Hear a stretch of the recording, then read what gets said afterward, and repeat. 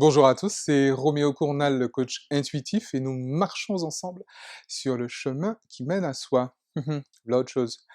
Aujourd'hui, relations toxiques et zébritude. Alors ne cherchez pas le mot dans le dictionnaire. Euh, Toujours pour faire suite à des messages que je reçois, à des réactions et à des questions qui me sont posées sur Internet suite à mes vidéos, sur justement la notion de détox relationnel et la notion effectivement de haut potentiel. Pour déjà recadrer, en fait, recadrer les choses sur ma définition même du haut potentiel. Alors, je sais qu'elle est très particulière, hein, on est OK. Mais encore une fois, je définis un haut potentiel comme quelqu'un qui est doté d'une complexité cognitive très élevée et même d'une plasticité cognitive très élevée. Et c'est finalement cette plasticité qui en fait d'ailleurs un multipotentiel, et c'est cette même plasticité qui va permettre de développer un certain nombre d'intelligences. L'intelligence spatiale, l'intelligence rythmique, l'intelligence bien sûr intellectuelle, l'intelligence sociale, etc., etc. Et qui va donc permettre d'avoir un très grand niveau de performance au niveau d'une ou plusieurs de ces intelligences. Alors, encore une fois, il n'est pas question que de QI, ou même de QE, ça ne suffit pas, hein. Je veux dire, je connais des personnes qui ont 150 de QE et qui sont particulièrement rigides du point de vue cognitif, et qui sont particulièrement, je vais employer une expression d'Isabelle Fillosa, analphabète au niveau émotionnel. Donc, voilà.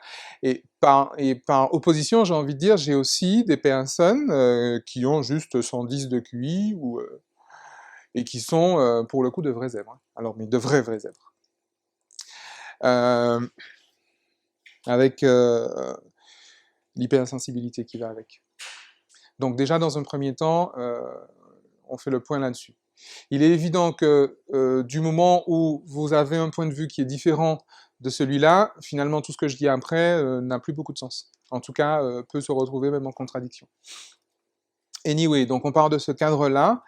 Et surtout, alors, je vais revenir sur un point qui est pour moi fondamental, parce qu'encore une fois, je vois un certain nombre de grosses aberrations sur YouTube en particulier. C'est cette espèce d'échelle de valeur, finalement, que je vois autour de la notion de zèbre. Il y en a qui se vantent d'être des zèbres. Enfin, pour moi, c'est peut-être le signe que ça n'en est pas. Et il y en a qui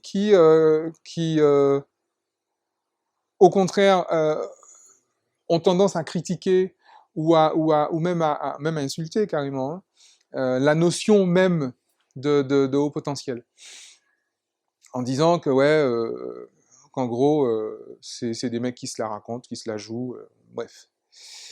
Donc là encore, ça prouve bien qu'on n'est pas vraiment dans le débat. Une question de niveau de savoir sur la question. Je veux dire, c'est pas plus que ça.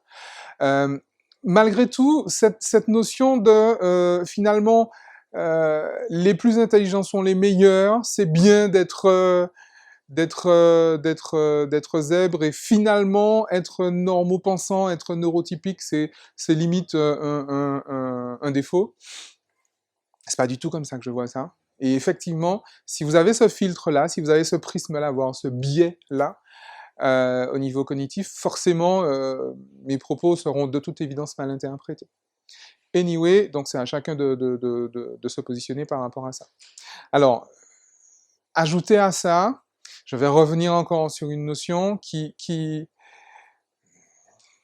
encore une fois, est peut-être une notion justement de neurotypique ou de normopensant. Vous savez, cette dualité-là, il y a les bons et les méchants. Dans une relation toxique, il y a un bourreau et une victime. Alors forcément, si le bourreau c'est le méchant, le gentil, c'est la victime. Et encore une fois, dans une guerre, en fait, tout le monde se croit du bon côté du manche. Ça, c'est évident, tout le monde est dans le camp des gentils. Quelle que soit la guerre, le camp que vous occupez est forcément pour vous le camp des gentils. Même Sade et Machiavel, en fait, ils font pas autre chose que ça. on est toujours dans cette dualité-là qui, à mon sens, tant qu'elle n'est pas dépassée, ben, finalement, il y a peu de choses qui peuvent se mettre en place. Et effectivement, la détox relationnelle, telle que je l'entends, ne fonctionne pas. Tant que vous êtes dans ça, ça fonctionne pas. C'est même pas la peine d'aller plus loin. Ça va pas fonctionner. Donc, allez-y de vos démarches où ça pleurniche à qui mieux mieux, ça revendique à qui mieux mieux. Allez-y, c'est cool. Vous allez voir le résultat. Maintenant, pour les personnes qui ont une analyse un peu plus fine, il y a autre chose que je voudrais rajouter sur la notion de HP et de PN. Vous comprenez bien que si on parle de complexité cognitive, on est bien en face de quelque chose qui est quand même particulier. Un pervers narcissique, c'est de toute évidence quelqu'un qui fait preuve d'une grande ingéniosité et d'une grande, ne serait-ce qu'intelligence sociale, pour pouvoir jouer comme ça, double face, en fonction des groupes sociaux qu'il fréquente. Vous pouvez pas me dire que c'est fait accidentellement. Faut juste arrêter avec ça. Enfin, les personnes qui sont d'accord avec moi sont toutes les personnes qui sont victimes de ce type de profil. Donc bon, après, si les autres comprennent pas ou sont contre, c'est pas grave en fait, en vrai, puisque ma démarche, encore une fois, est une démarche de mieux-être pour ces personnes qui sont victimes justement de relations toxiques et qui, du coup, font appel à moi pour en sortir. Donc, il est encore une fois question de sortir du jugement normatif. Il est encore une fois question de prendre l'entière responsabilité de la relation du système relationnel que l'on maintient. Et il est aussi question d'arrêter avec cette histoire de genre un méchant ne peut pas être intelligent. Parce qu'être intelligent, c'est être bien, et finalement être méchant, c'est être bête. Et donc, j'ai envie de dire, finalement, les intelligents sont les gentils, les intelligents sont finalement les victimes, puisque les gentils sont les victimes, et les méchants sont les stupides. Bon, vous comprenez aussi bien que moi que cette réflexion ne tient pas du tout debout.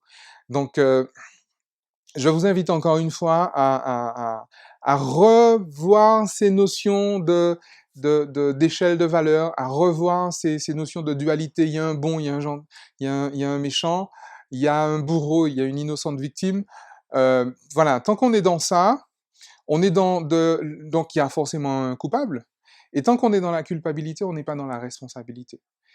Et quand on n'est pas dans la responsabilité, on est dans la victimisation. Et encore une fois, je rappelle que la victimisation est finalement euh, le prédécesseur, le précurseur de la relation toxique. La toxicité d'une relation est forcément debout sur quelque chose qui est de l'ordre de la victimisation. Je suis une victime, c'est un bourreau.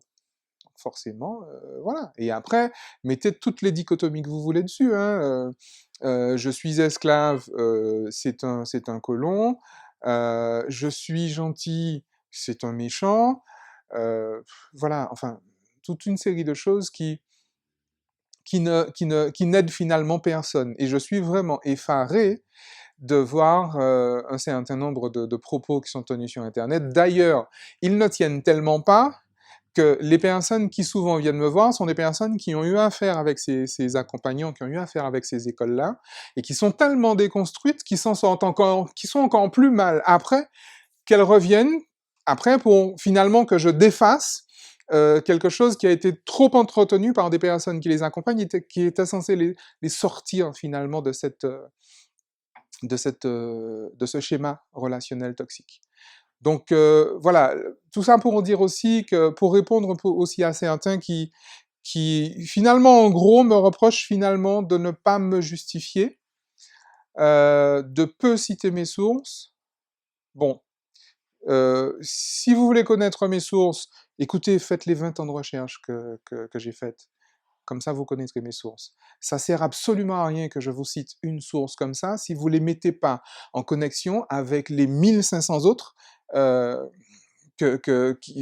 dont je me suis servi, et que je n'approuve pas d'ailleurs toujours, hein, pour en arriver à ça. Surtout qu'il est essentiellement question finalement d'expérience, de vécu, d'observation et de relations humaines. Excusez-moi, mais je ne mets pas en équation une relation. J'y arrive pas, et en plus, à mon sens, ça ne fonctionne pas.